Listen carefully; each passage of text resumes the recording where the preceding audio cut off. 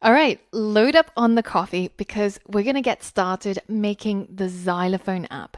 And in this app, we're going to be diving deeper into Dart programming, which also means that we'll be able to build an app with far more functionality.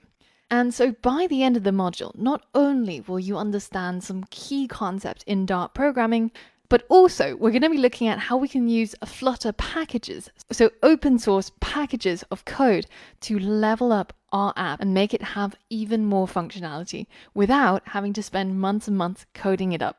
So I hope you're as excited as I am to get started on this module because it's jam-packed and it's going to be really fun. And by the end of the module, this is what you'll build. You'll build a music app which will allow you to play sounds. Or if you're super talented, then you'll actually be able to play a real song. The starting project, as always, is on GitHub, and you'll find the link to this repository in the course resources. And as always, we're going to clone our app onto our local system by checking it out from version control. Now let's paste our URL in and click clone. And once that's done, as always, we're going to say no to Android Studio creating an Android project for us. Instead, we're going to open it up as a Flutter project. So we're going to go over to where we cloned it, which in my case was under Android Studio Projects. We're going to click on the folder that contains our project, Xylophone Flutter. We're going to click open to open it up. Now, as always, we start off with loads of errors, but we can get rid of all of those just by clicking on Get Dependencies. And it fetches all the things that makes a Flutter app a Flutter app. And once it's done in 4.8 seconds, then it will be able to recognize all of our Flutter code and all our errors go away.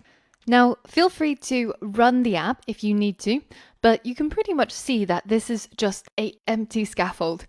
We've got a body, which has a container that's contained within a safe area so that it doesn't bleed out to the edges. The only thing that we've added to this project is a folder called Assets. And inside that folder, we've got 7 sounds, and these will be the 7 sounds that our Xylophone app will be able to play. Now, the sound files are added to our project in exactly the same way that we added our image files. We went into the pubspec.yaml configuration folder.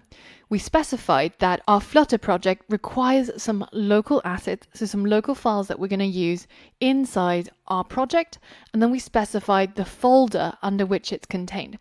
And this folder is, of course, called Assets. So previously we had an images folder, so it looked like this, but now we have an assets folder. And a little bit later on, we're going to find out why we named it this.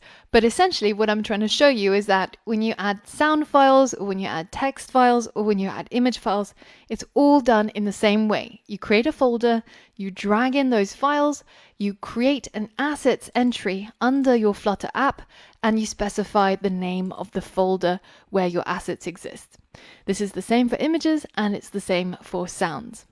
Now, if you want to run the app just to see what it looks like, feel free to do so. But once you're done with setup, we're going to get started building out our Xylophone app.